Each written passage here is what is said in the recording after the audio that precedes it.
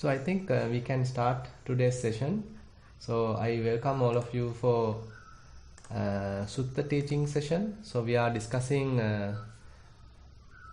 several suttas which are more relevant to our practice, and we have already discussed Sabbasava Sutta, and then we are now discussing Dhatu Vibhanga Sutta. Dhatu Vibhanga Sutta is coming in the Majjhima Nikaya, the third book. Majjhima Nikaya has 3 books, and in the third one, where most of the analysis are included, and that is where Dhatu Vibhanga Sutta is included. So, as you can see in the screen, so in this sutta, Buddha is giving several explanations about this so-called person, so-called man, so-called woman, and the so-called individual. And the first explanation is this person consists of 6 elements: the earth element, air element, water element, fire element, space element, and the consciousness element.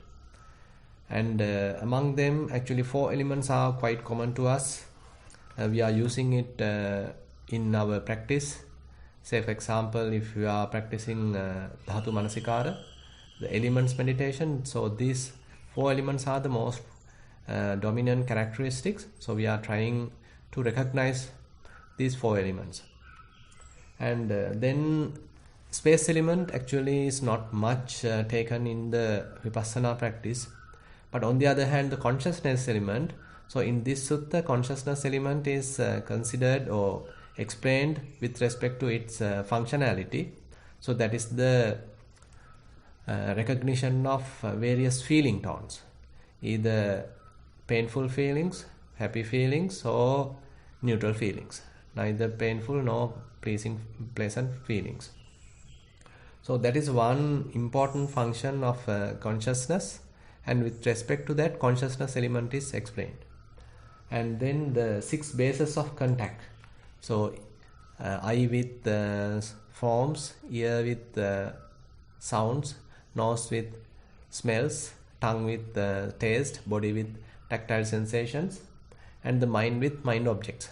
So these are the ways that any human being, any celestial being, and any say other beings which are keeping earth as their habitant, so all of they have any of these senses, and with that they do all the communication, they do all the reception and the connection with the outside world. So with respect to that, Buddha analyzing this so-called person, so-called individual, and he says this so-called person is nothing but 6 bases of contact. And then 18 kinds of mental exploration. So that is how our mind works, especially when we encounter various, as we discuss, various sense impingement. So when we see something through our eyes, any kind of a sight, so we are searching more and more information, more and more detail in order to gratify our senses, in order to be happy, in order to be more and more happy. So as a result, kind of a mental exploration is happening. On the other hand, even if we see something we don't like, something which is sorrowful, still the eye may be used to explore more details, even though we get more unhappy. And on the other hand, there may be many instances that we see various things which doesn't make any happy feeling nor painful feeling, but still some neutral feeling, but we may explore more details so that the neutral feeling becomes predominant. So likewise, with respect to the eyes, so we can use the eye in order to search more and more detail, and the outcome is either pleasant or painful or neutral feelings.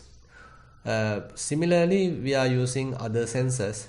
So therefore, Buddha explains this so-called person is 18 types of or 18 kinds of mental explorations. So those we have discussed, and then we get on to one of the important point, that is number 4, has 4 foundations. So now from this point onwards, Buddha is taking us in the Vipassana approach, Vipassana practice, and it is very much like the Vipassana practitioner can be analyzed or can be viewed as that he is possessing 4 foundations. So these 4 foundations are not the typical mindfulness foundations, that is the Satipatthana, but here these 4 foundations are more broader, and Satipatthana can be included inside these 4 foundations. So these 4 foundations are actually the wisdom foundation, and then the Satya foundation. So these 4 foundations, Buddha say, foundation of wisdom, foundation of truth, foundation of relinquishment, and foundation of peace. So it appears like we couldn't understand what Buddha is trying to tell here, like little confusing, but that's why we are trying to go through it carefully so that it has a lot of relevance to our practice. So say for example, if we consider the foundation of wisdom, so this is where the whole fair amount of Vipassana practice is involved. So we have to understand what Buddha is trying to teach us. So what are his explanations about this so-called person, and accordingly we should try our best to understand according to that teaching. So it may not be just going through a book or listening to a Dhamma sermon and then trying to understand, but we have to practice, we have to sharpen our certain faculties, and accordingly we have to practice so that we may be able to understand what Buddha is trying to point it out. So that is where, with respect to wisdom, Buddha says one should not neglect wisdom. So one should not neglect wisdom, emphasize that we have to sort of try our best to understand Buddha's teaching in a way. So that we discuss in length. So what is here, what Buddha is mentioning, like the foundation of wisdom. So therefore this foundation of wisdom one should not neglect, and in that sense we have to try our best to understand it. So there Buddha is explaining this foundation of wisdom with respect to 6 elements: earth element, water element, then the fire element, and then the air element, and then he get on to space element, and ultimately to the consciousness element. So under consciousness element, as I mentioned before, so the feeling is taken to the front. That is one of the important function of the consciousness, and therefore how one can understand various feelings. And on the other hand, this is very much the Vedana-anupassana, the foundation of the feelings, and that is how Buddha is explaining this consciousness element with respect to its functionality. And then actually when this is preached to Venerable Pukkusati, he is already having some concentration, and he is able to understand what Buddha is trying to tell him, and he is using his mind according to his teaching, and he was able to realize most of this information, most of these facts. So, and then Buddha is giving another sort of a point to give up absorptions, to give up jhana, and pointing one's mind, or turning one's attention towards the unconditioned, that is the Nibbana. So this is another important fact this sutta highlights. So we can presume that Venerable Pukkusati already has these absorptions, these jhanas, and he is fond of spending time in these jhanas, and now Buddha is turning his attention towards the Nibbana, not into the jhana. So Buddha is telling here that these jhanas are conditioned, they actually have to be thought of, we have to determine, we have to intentionally prepare them, intentionally we have to absorb to them. So likewise, and again they are impermanent, and therefore they are unsatisfactory, and they are out of our control. So likewise, the consequences or the disadvantages of jhana are being mentioned to Venerable Pukkusati, and accordingly his attention being driven or turned towards the Nibbana. So here we can understand that Buddha teaching him mostly to the Vipassana approach, because he is already having, the Venerable Pukkusati is already having a fair amount of concentration. Now it's a matter of developing the Panya, the wisdom. As you know, Sila Samadhi Panya is the typical approach of the teaching, of the practice. So one has to establish oneself in morality, and then he is using that morality to further develop concentration, and that concentration being utilized to develop wisdom. Now wisdom is the aspect of this preaching. So Buddha therefore turning Venerable Pukkusati's attention towards the wisdom, towards the Nibbana, and that is mentioned in this part. So how one has to give up various absorptions and then turning towards the unconditioned or the Nibbana. So when one is able to recognize the state of Nibbana, when one is able to recognize at least the non-attachment in the mind, so it's a kind of a mind state, and when one is practicing mindfulness, when one is practicing Vipassana, so one would be able to recognize that state of mind. Say for example, if we consider Satipatthana Sutta, so each and every kamatahan, each and every meditation object, Buddha emphasizes this state where one has to maintain one's mind unassociated and not attached with anything in the world, not grasping anything in the world. So this sort of a state one has to recognize, and that has to be maximized. So our mind has not trained to stay in such situation, rather mind is trained to grasp, to crave, to attach. So therefore this new state could be little alienated to us, little foreign to us. So therefore one has to cultivate one's mind to further develop that state, to further protect that state if one is able to maintain it. So that is the topic that Buddha is taking as the next topic. So that is where the foundation of truth, and that has to be preserved. So as I said, there are 4 foundations. The first foundation is the wisdom foundation, and now Buddha is explaining the second foundation, that is the foundation of truth. So you can see, these 4 foundations are a little difficult to understand at the beginning, but we'll see how much beautifully Buddha is using these 4 foundations to explain the path to Nibbana. So that's why this sutta is very relevant and very interesting in a way, how Buddha is analyzing this whole path, this Vipassana path, in terms of 4 foundations. And when one establishing 4 foundations, what would be the outcome? How such a person would behave? All these things are explained in this sutta. Therefore, this sutta is quite interesting. And so, with respect to this foundation of truth, so Buddha says, the one who is establishing this wisdom foundation, then he has the deliverance. He is able to maintain a kind of a freedom of mind, and this freedom of mind, so this is the truth. So this is unshakable. So we'll see more and more why Buddha is making such a statement. And if anything is of deceptive nature, if anything is sort of not real, then it is basically false.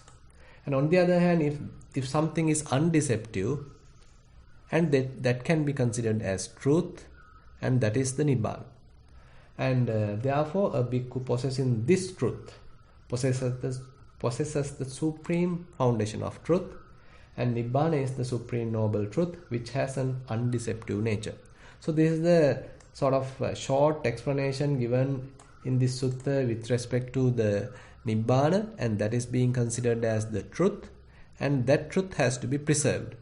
So we can find out why Buddha is making such a statement, and why such a state has to be preserved, why that is quite important. So these are things that we can discuss in practical sense.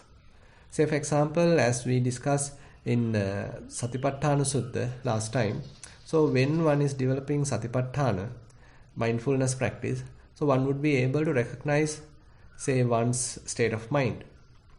Say whether it is attached with rupa, whether it is attached with perceptions, or sankhara, the formations, or feelings. So likewise, there may be various points where the mind can attach.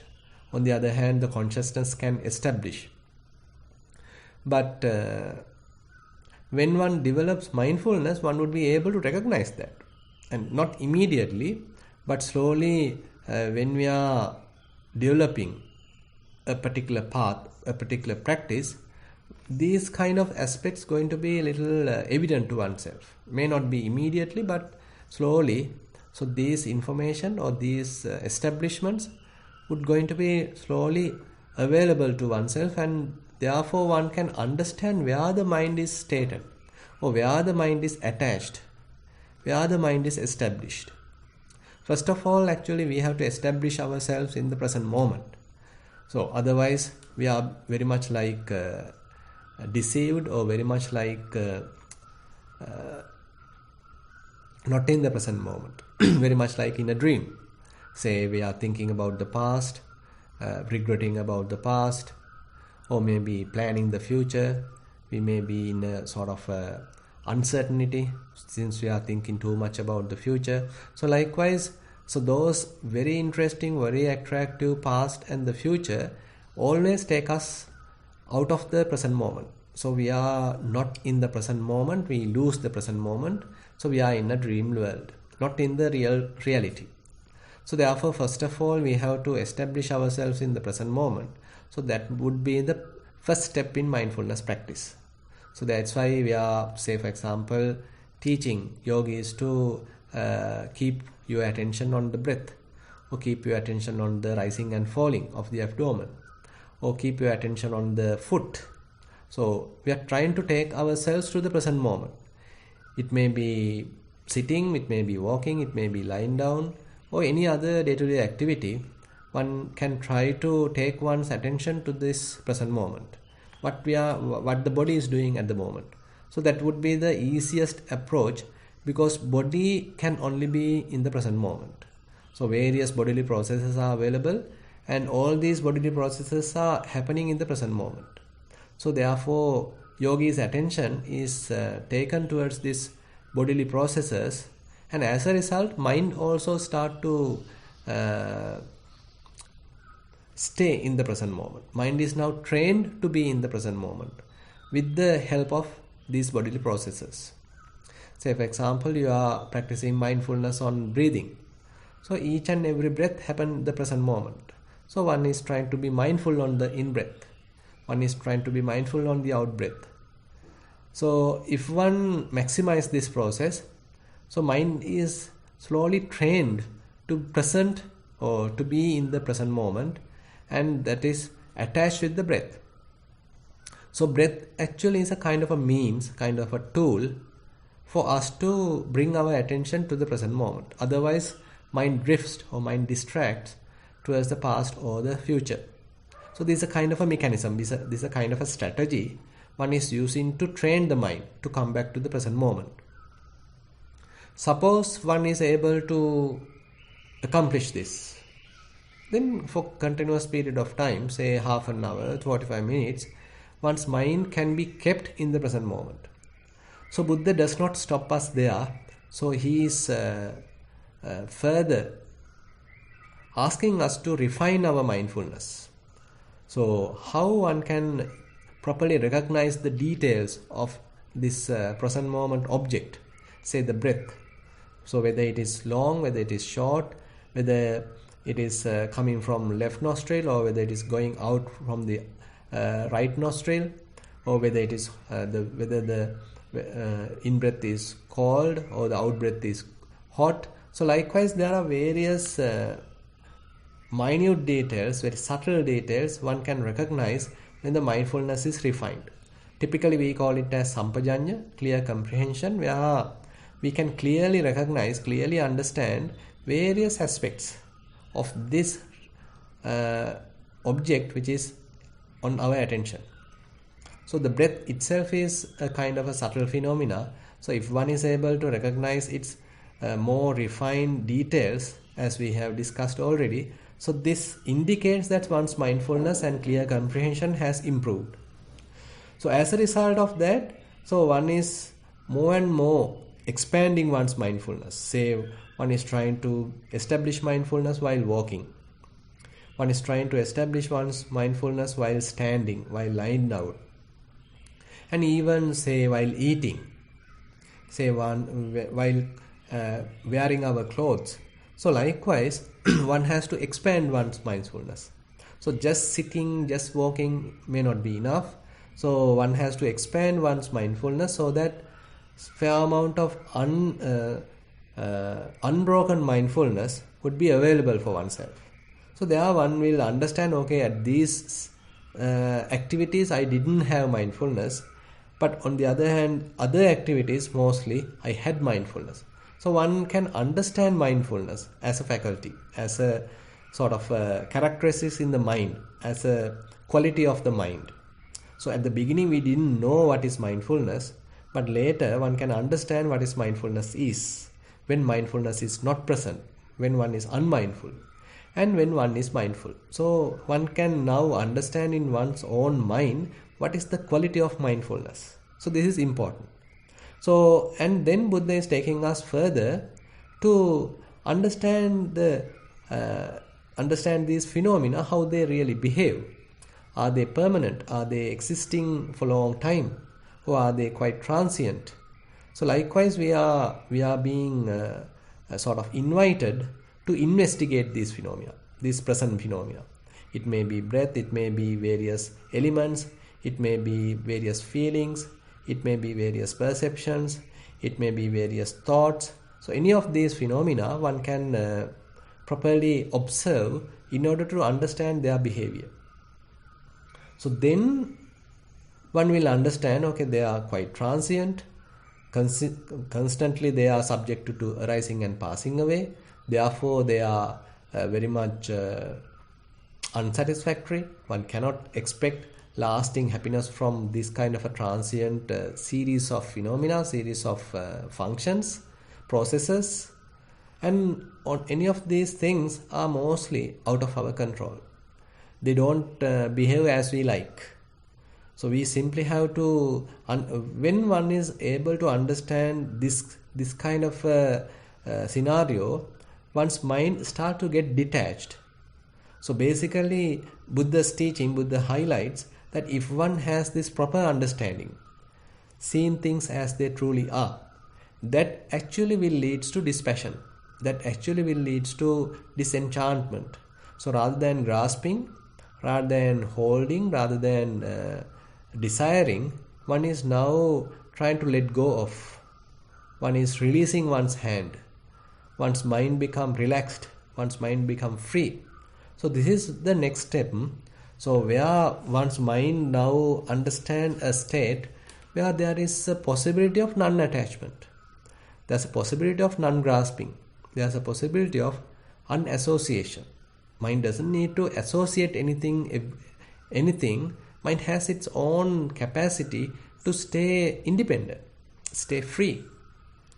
So this is the state one may recognize as a result of practice. Now, so this state actually appear like boring, actually appear like monotonous, because there are no activities there. So mind get released, mind get non-attached. Sorry, there is nothing to hold on to. So one may feel like lost one's direction, lost one's sort of address, lost one's location, because mind so far was trained, was habitually trained to grasp something, to attach something, to hold something. But with the practice, now the mind tends to release everything, to give up everything, to let go of everything, and to stay alone and to stay free. to associate nothing. So this is a kind of a strange state to us. So therefore, typically we neglect it. Typically we leave it aside. We think it is not a useful state. We think this is a kind of a boring state. We think it is not useful, and there is nothing to preserve there. But on the other hand, Buddha is advising, okay, this is the kind of outcome of the practice. So that one has to preserve, that one has to protect, that one has to give some emphasis. So that is where in Satipatthana practice, each and every Kammatthana, the meditation object, ends up with emphasizing this state. Anissitocha viharati. Nachakinchi loke upadhyati. One should now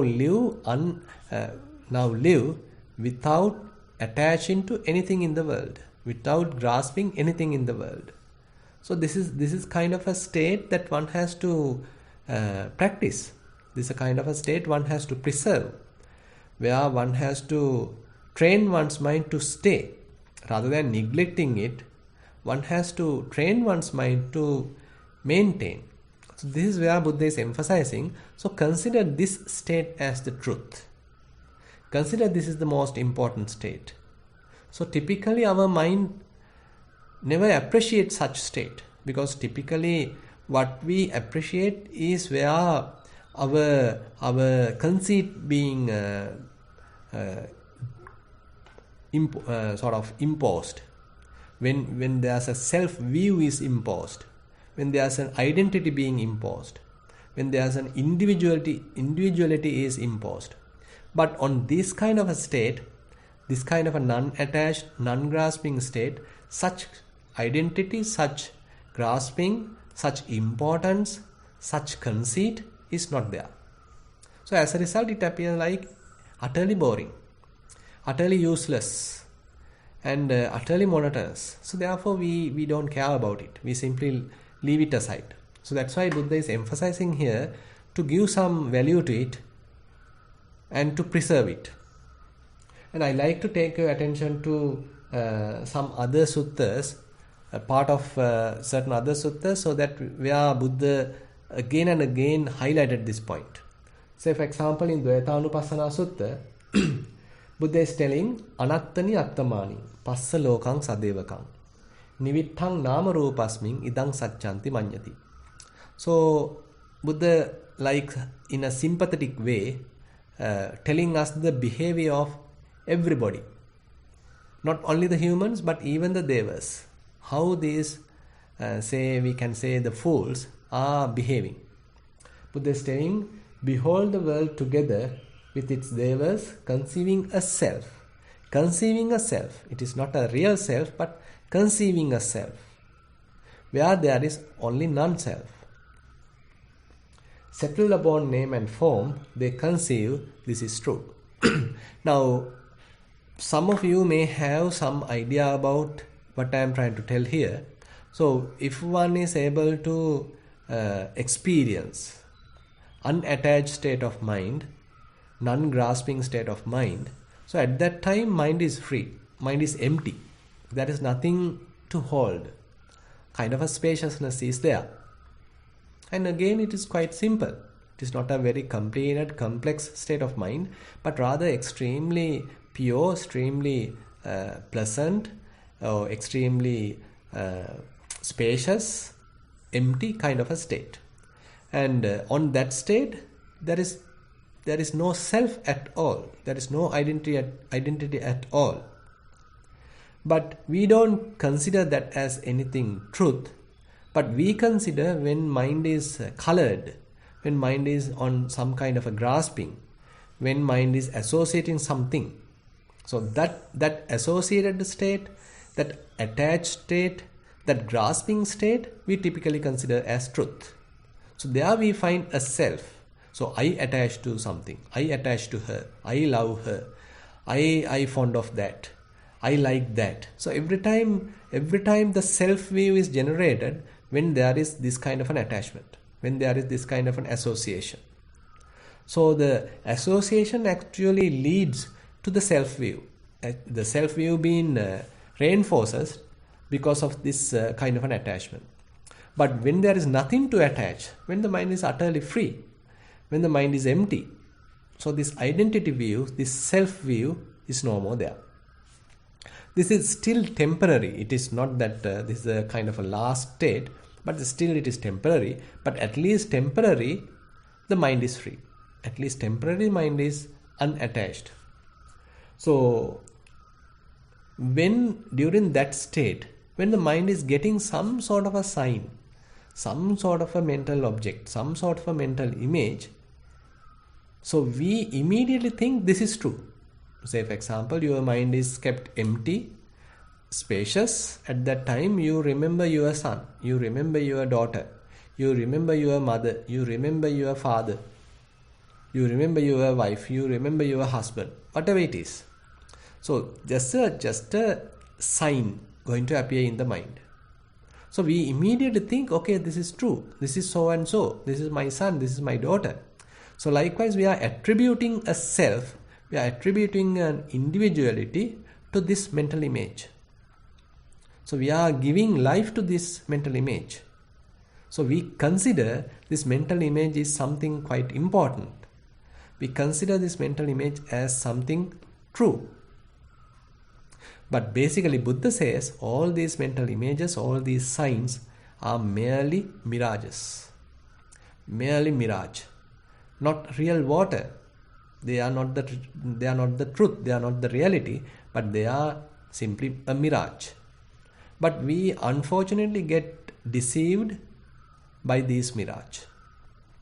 And we think that we are quite intelligent, only the deers go after the mirage, but unfortunately we are even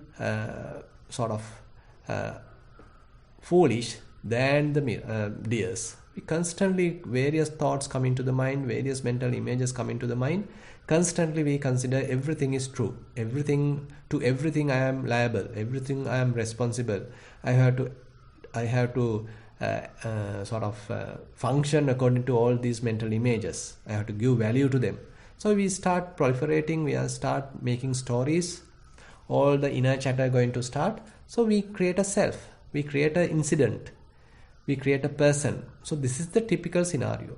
So considering this, therefore Buddha says, see these fools, humans and the devas, just considering all these name and form appearing in the mind, they consider it as true, it as important, it has a lot of value, and they get grasped to it. They get attached to it. Then the consciousness go and establish on this name and form. And another verse in the same Dvaitanupassana Sutta, Buddha says, Amosa dhammang nibbana tadariya sacchato vidu teve sacchabi samaya niccata parinibbutati. So nibbana is of non-false nature. Nibbana is of true nature, and that the noble ones know as truth. So it doesn't have any coming and going. It doesn't have any arising and passing away. It doesn't have any attachment. It doesn't have grasping. It doesn't have any individual. It doesn't have any person. It doesn't have any self. And the nobles consider that as the truth. And by using it, by preserving that truth, one is breaking through the whole samsara. And they become completely free from the samsara. And they are able to quench the craving. They are able to remove craving by utilizing, by preserving this truth more and more in one's mind. So, and again I like to highlight another aspect that Buddha is actually highlighting to the nature of the mind. Here, if we consider in this one beautiful statement by the Buddha, where Buddha says, Pabassaramidam bhikkhave chittang Panchako agantukehi upakkilesehi upakkilittang. So basically what he says is that luminous bhikkhus is this mind. So this is the kind of an original nature of the mind. But unfortunately it is being covered by this strange defilements, this alien defilements. So if one is able to remove this outer layer, because of that the mind is polluted, mind is covered, so one would be able to touch this luminous nature. One would be able to touch this pure nature. One would be able to touch this unattached nature of the mind. So therefore Buddha emphasized, so it is not something we are trying to import this to the mind. This is what available in the mind. But we are simply swimming in the surface. We are simply struggling in the surface. We are simply being drawn to these various sense impingements. How about coming back home? How about coming back and staying in the emptiness? How about coming back and staying in the pure awareness? So that is the original nature. So that is, Buddha is telling us to simply trust him at the beginning, and with the trust on the Buddha and with the trust of the Dhamma and the Sangha, so one is trying to explore that state of mind through the practice. Suppose one is able to recognize such state, then one has to preserve that state. One has to preserve that luminous state. One has to preserve that pure, unattached, unassociated, empty state. Empty in the sense, empty of a self, empty of defilements, empty of self-view, empty of self-individuality.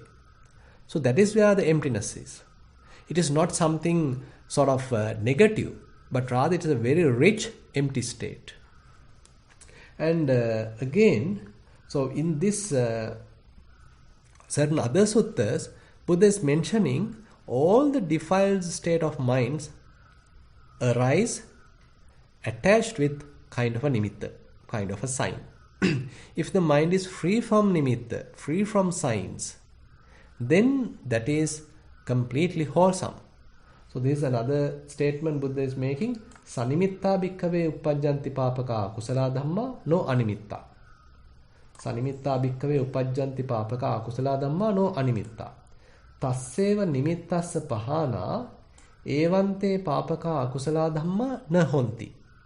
So if one is able to remove all these signs, all these nimittas, all these mental objects, all these mental images, so then mind is completely free, completely empty, completely pure, completely clean. On such situation, none of these akusala states, none of these unwholesome states are possible to arise. So one would be able to maintain one's mind in this complete wholesomeness. So what I want to highlight here is that the path, whatever is practice, which is leading towards this kind of an empty mind, this kind of an unattached mind, unassociated mind, free mind, is taking us more towards the Nibbana, more towards the freedom, more towards kind of a calmness, kind of peace. So this peace, therefore, Buddha says, has to be preserved. It is not that one has to neglect it. It is not that you're going to immediately have it for your lifetime. But it is very much very short-lived at the beginning, because our mind is not trained to stay there. Our mind is constantly trained to attach to something, to hold something, to possess something. But here, there is nothing there, nothing to possess, nothing to hold, nothing to grasp. So such state therefore appear like negative, appear like boring, appear like monotonous. So that is why Buddha is so much giving emphasis to that state and asking us to preserve it, asking us to familiarize with it, asking us to register it in our mind. So that is why Buddha is telling that state is the true state. The other transient states are quite false, because they appear like true, but because of their transiency, because of their impermanence, they completely become something else. So when we think something as true, it has to be true forever. But when we think something as true only for a short time, then it is turned into something else, change into something else. Then how can we consider such transient state as truth?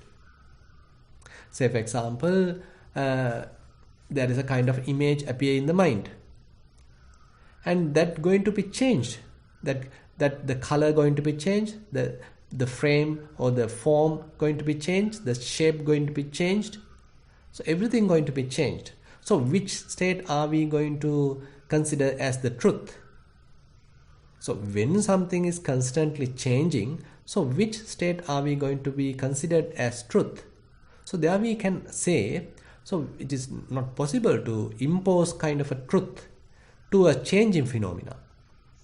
So if we have to consider something as truth, so it has to be truth forever. And it has to be truth for me, and it has to be truth for someone else, to you, to everyone. So it cannot be true only for a certain group of people, and to someone else it is false. So truth has to be truth for everyone. Truth has to be truth forever. So likewise Buddha is arguing here, so the state of Nibbana is the truth state. That is the true state. Whatever else, whatever is subject to change is not true. So when we are imposing some self, so that cannot be considered as true because it's going to change. Say for example, just to give you a mundane example, say for example, a person born as a human being in this life. So he considered this life is beautiful, this life is important. So I am a human, I am a man, I am so and so, I have these importance, I have these titles, I have these degrees. So whatever it is. So he is imposing, he is attributing a lot of information, lot of detail, lot of titles to him, and he is a person, he is a self. But suppose he is born as a animal on next life. So as Buddhists, we all believe the rebirth. So suppose this person is going to reborn as a dog on next life. So at that state of mind, so that dog may believe, okay, this dog form is the truth. This is important. I have 4 legs. I can bark. So likewise, that his nature become entirely different now. So which state is the true state? So every time, whatever is the form, whatever is the present life, we are born, so we consider this as the truth. This is important. And when someone who is capable of seeing all these series of lives, so he can understand all these series of lives are entirely transient. This is very short-lived. This human realm is a short-lived. Maybe 50 years, 100 years, that's it. Maybe a dog's life is transient. It's just a 5-6 years. Maybe another ant's life. Maybe a few seconds even, or 1 day. So likewise, one can consider even this, through this mundane example, none of these life states are permanent. None of these life states going to last for a long time. So as a result, so can we consider this is something satisfactory? Can we consider that there is a self in this transient state? So these are something that we can reflect. These are something we can think of, so that we can, when we think like that, we can apply this understanding in a more refined manner to our practice. So when one is able to recognize one's own breath, how transient it is, how quickly it is arising and passing away, how quickly it is changing, and to such changing phenomena, how are we going to attribute a self? How are we going to attribute a person? So there we end up with that it is impossible. It is impossible to consider it as truth, because it is constantly changing.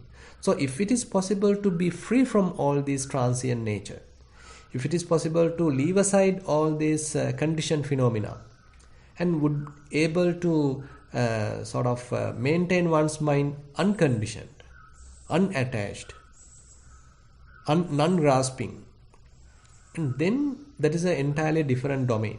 That's an entirely different experience. So that Buddha says is the true state. To develop that state, to preserve that state, and to maintain one's mind more and more in that state. So this is something Buddha is highlighting in the second foundation of truth, that is the foundation of the second foundation in this Dhatu Vibhanga Sutta, that is the foundation of truth, and there Buddha is emphasizing that it has to be preserved. So with that concluding remark, I like to sum up today's Dhamma sermon or the Sutta teaching. Now I open the session for questions. Thank you, Bhante. So maybe I'll start with questions relating to today's Dhamma talk first, and then we can circle back to last week's question. Yeah. So one of the questions is a luminous and empty mind, anisita mind, a state, could be the background in which deep dormant defilements appear. Example, anusaya suppression. And there's the second part, which is, and hence mind state will help us to see and uproot such dormant defilements. Is this accurate? We can say that this original nature is common to everyone and available, but it is covered, as we discussed in the Sutta. So when one is able to recognize such state, so one is having kind of a reference point.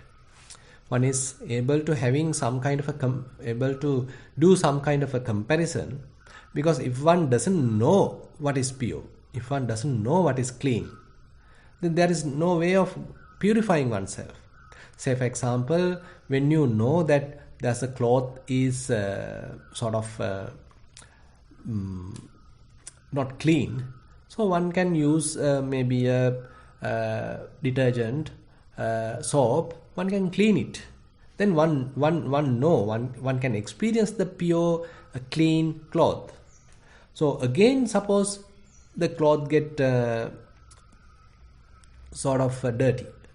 Then again one can compare, okay, it was clean, it was pure, it was white, but now again it become dirty, again become polluted. Now likewise, when time to time, when one is able to recognize a pure mind, one is able to recognize a clean mind, unattached mind. So that is giving some kind of a reference to one's mind for one's practice. So whenever a defilement arises in that pure state, it's easily visible. One can easily recognize, okay, this is the beginning of lust, this is the end, this is the middle of lust, this is the ending of lust, this is the beginning of anger, this is the middle of anger, this is the end of anger. So one can clearly recognize or clearly understand the behavior of all these defiled states of mind. Say for example, then in Dhammanupassana, Buddha very clearly says, so when there is no lust, one understands now the mind is free from lust. When there is lust, one understands, okay, there is lust. And when there is lust arising in the mind, one can understand, okay, now the mind is, now the lust is arising in the mind. And when one is simply giving it up, one is not promoting it, one is not fertilizing it, now the lust is going, lust is fading away. That also one can understand. So once lust has gone, there is no more lust in the mind, now again the mind is free, that also can be understood. So likewise, so all these defilements, actually how they going to manifest, how they going to behave, how they are arising, how they are changing, how they are passing away, how we get caught, how we are fertilizing them. So all this picture, all this behavior become evident when we are able to recognize that pure state of mind, unattached state of mind.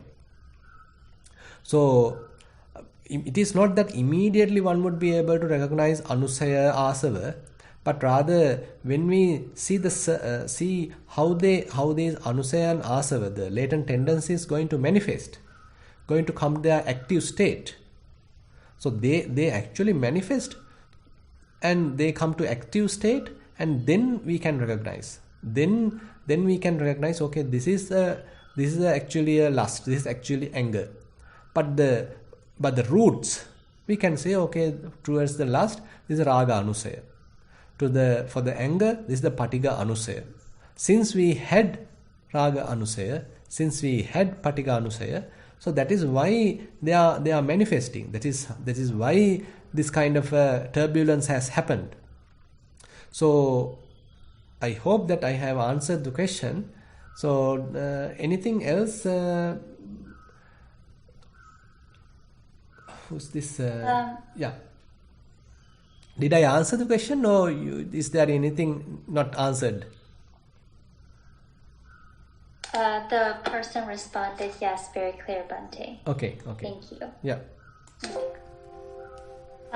So the next question that I have, so in the sutta, Buddha mentioned about the function of consciousness in relations to Vedananupassana, but the Buddha did not mention about Dhammanupassana. How does Dhammanupassana fit into these 4 foundations mentioned in this sutta? So typically Dhammanupassana means that one understands various states of the mind. Say, not only the mind, actually we can consider the whole 5 khandhas.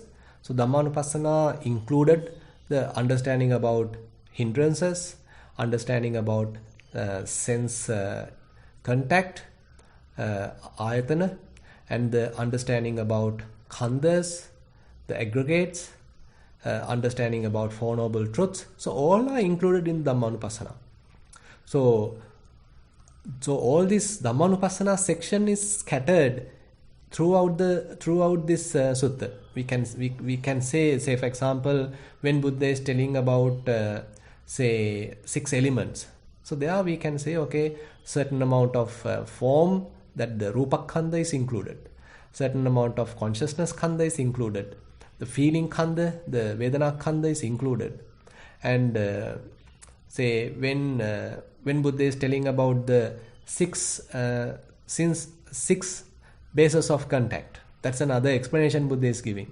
So they are the ayatana pabba of Dhammanupassana, we can say it is included. And on the other hand, when one is practicing consciousness element, as you said, Vedananupassana is included. And Buddha doesn't stop there. Rather, Buddha is giving some emphasis towards this, say, the foundation of truth. And there we can say the next stage. All the outcomes, all the results of each and every anupassana which is coming in the satipatthana is also included. So we are therefore very much like Dhammanupassana is included in the sutta. And again the Four Noble Truths. So under the Four Noble Truths, the one important aspect is the third noble truth, the Nirodha Satya. So the Nirodha Satya is highlighted as the foundation of truth, the second foundation here in the Dhatu Vibhanga Sutta.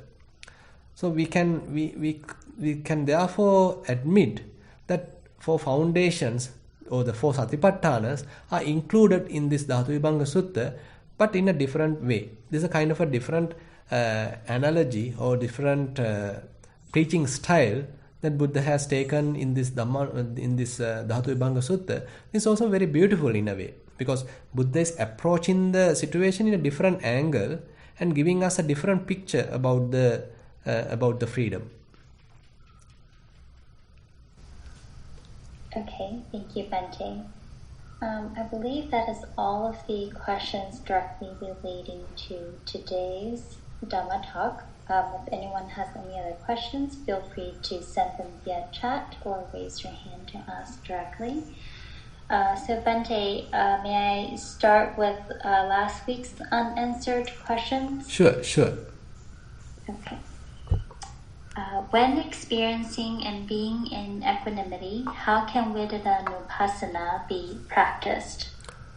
Yeah, say for example, you are practicing Anapanasati. So the whole and the majority of time, your mind is in equanimity, but you are looking at the phenomena. You are looking at how in-breath happens, you are looking at how out-breath happens. So likewise, equanimity does not mean that it is entirely free from any incidents, entirely free from any phenomena. All the processes, all the activities happening, but it doesn't generate any happy feeling. It doesn't generate any painful feeling. Rather, it generates equanimous feeling.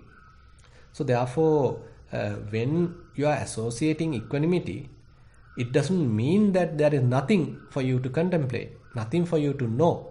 There are enough things are available for you to contemplate. So only thing is that we have to have a refined mindfulness. If our mind is scattered, if our mind is distracted towards the past and the future, so we may not be able to recognize these subtle phenomena.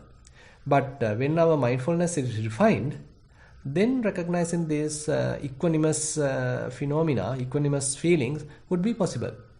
Even the, say, rising and falling, it's an equanimous kind of a feeling. Say you are doing some walking meditation, mostly it is equanimous. So, but still all these processes can be recognized. Thank you, Bhante. And the next question, after identifying different feelings, how does it help to purify the mind? Yeah, actually, more and more you recognize these feelings, you are going to understand the nature of them. So typically, we consider all these belong to me. I am suffering.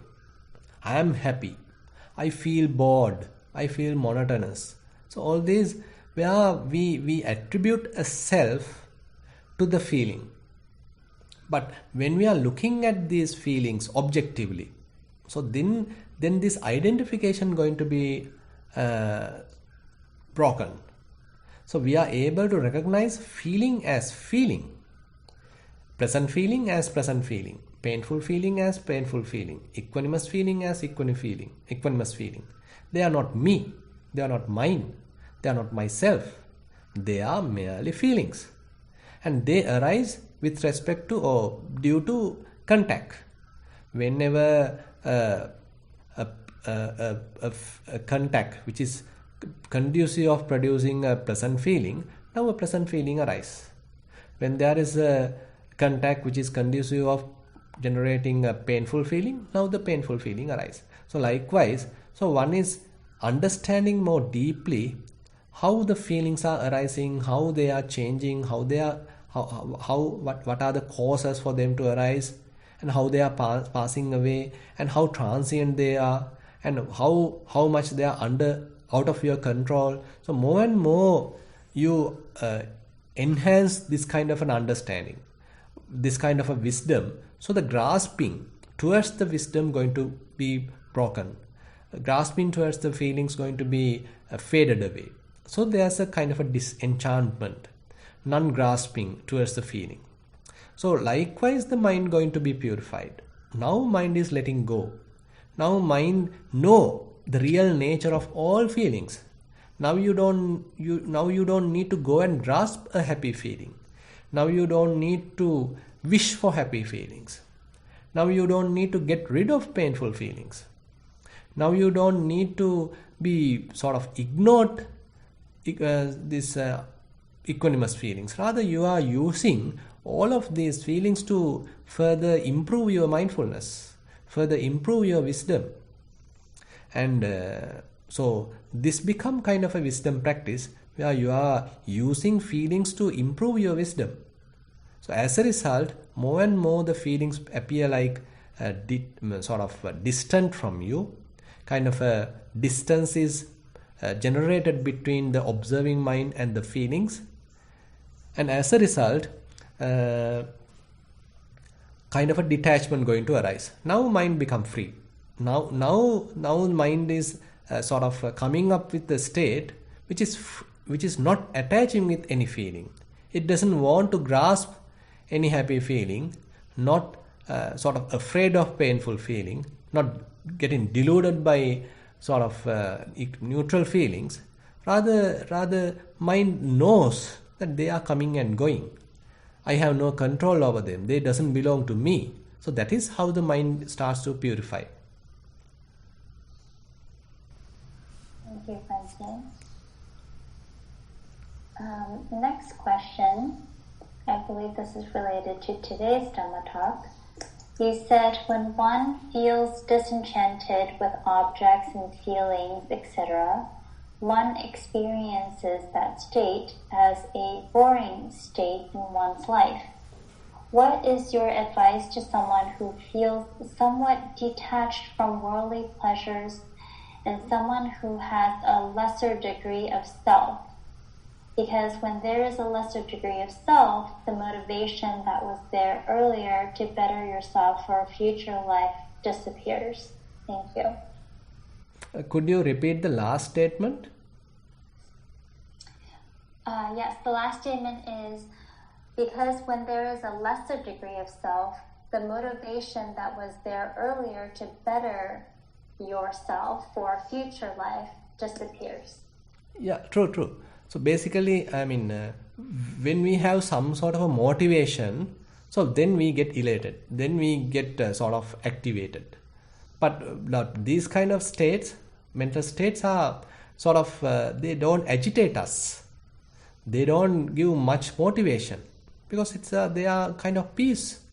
They are kind of peaceful. They are kind of, there is no agitation, kind of empty. So therefore, it appear like boring.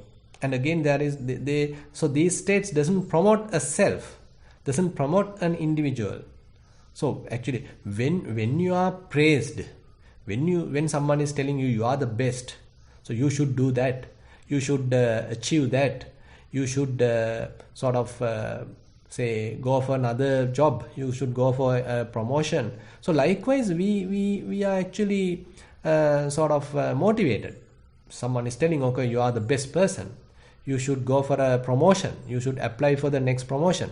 So likewise, so one is, we are being we are being motivated. But when we consider these kind of states, so this even doesn't have anything to promote, anything to motivate, anything to generate a self-view. So therefore it appear like boring. Therefore it appear like monotonous. And as you said, one may not think of going for another say future life because there is no person to be born. So therefore, I mean, understanding the value of this requires certain amount of wisdom coming from the Buddha. So we have to trust the Buddha, why he is trying to sort of emphasize here, why he is trying to appreciate this kind of a mental state. So why, rather than neglecting such state, why he is asking us to preserve such state. So this is something that we can think of. So why, and the value that we give to something and the value that the Buddha give to something is entirely different here. So that we have to little carefully understand, and slowly we have to experience these states and familiarize with such state. Then probably we would be able to understand the way Buddha is pointing out.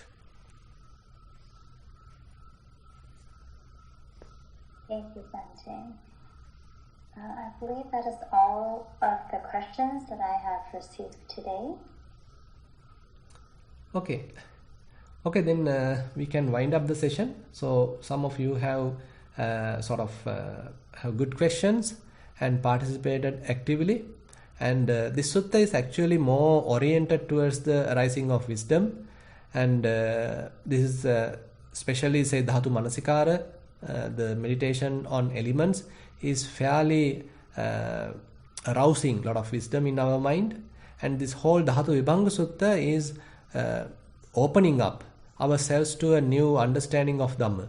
So therefore, it's again and again interesting to look at these details and to try to understand what Buddha is trying to preach here. So with that concluding remark, then we'll wind up today's session. Thank you very much for participation, and we'll recite the traditional verses to share merits.